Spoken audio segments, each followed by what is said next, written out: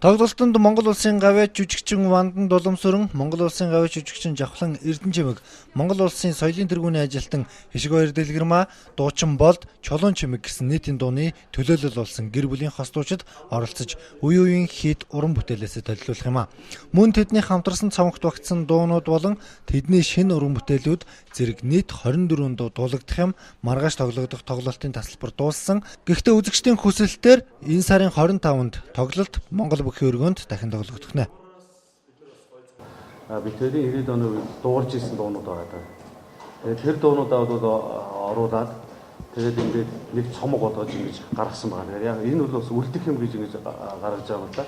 Сэтгэлийн гэрэл гэсэн сайхан дуу маань одоо утгагүй клиптэй болно. Тэгээ араасаа олон сайхан уран бүтээлүүд гарнаа. Тэгээ хөгжмийн зохиолчд маань маш олон саналуудыг бичүүлж байна.